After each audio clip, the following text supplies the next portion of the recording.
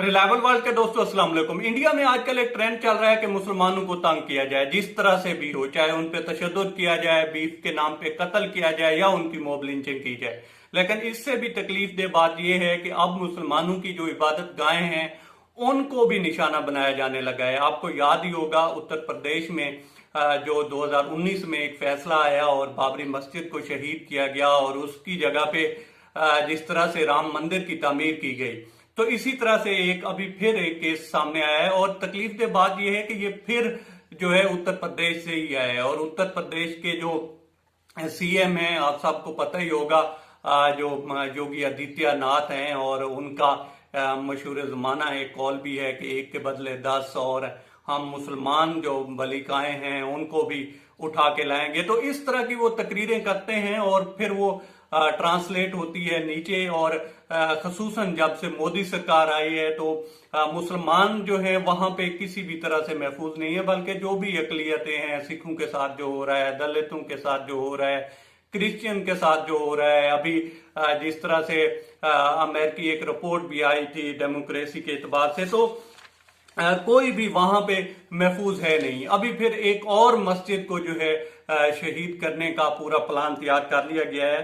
दरअसल मामला यूं है कि ये 1991 में एक दरखास्त दी गई थी और इसमें एक मस्जिद है जो कि विश्वनाथ मंदिर है, उसके बिल्कुल मुत्तसिल है, उसके साथ जुड़ी हुई है और इस मस्जिद का नाम है ज्ञान वापी मस्जिद।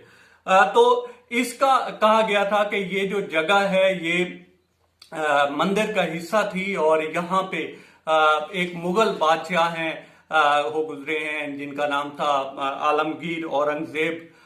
तो कहा गया कि उन्होंने इस मंदिर को घिरा कर तो यहाँ पे मस्जिद बनवाई थी।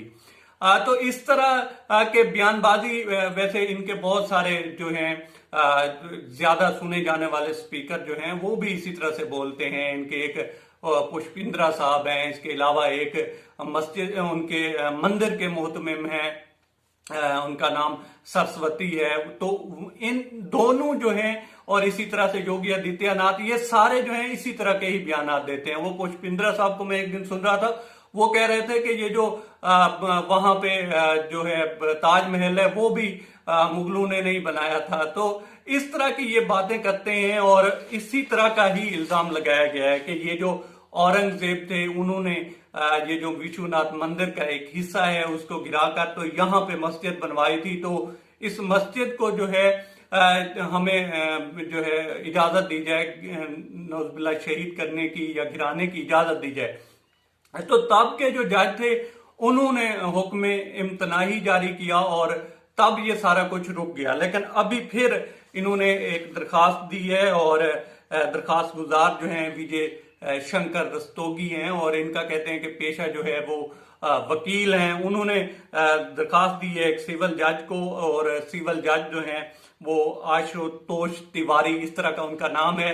तो उनको इन्होंने दरखास्त दी है और यही मौक़िफ़ इख्तियार किया है कि इसको गिराने का हुक्म दिया जाए। लेकिन अब हुआ ये है कि जज ने जो है आसार कदीमा, जो महकमा आसार कदीमा है, उससे राब्ता किया है और वहां पे उनको हुक्म दिया गया है कि इसको चेक किया जाए और हमें रिपोर्ट दी जाए। फिर एक 5 रुकनी कमेटी भी बनी है। तो ये सारा कुछ तो होता है दिखावे के लिए, तो ये सारा कुछ हो रहा है, लेकिन एक्चुअली हो ये रहा है कि इसको भी शहीद करने की, इस मस्जिद को भी शहीद करने की जो है प्रॉपर तैयारी कर ली गई है और आने वाले दिनों में ये एक्सपेक्ट किया जा सकता है कि इस तरह का इकदाम उठाया जाएगा। क्योंकि जो सीएम है योगी आदित्यनाथ, आप अगर इसमें देखें, उत्तर प्रदेश में देखें, तो बहुत सारी ऐसी जगह हैं जिनके नाम जो थे मुसलमानों से जुड़े हुए थे उनको चेंज किया गया है और उनके नाम जो हैं जिस तरह से उनका अकीदा है उस तरह से रखे गए हैं। काफी सारी ऐसी जगह हैं, कोई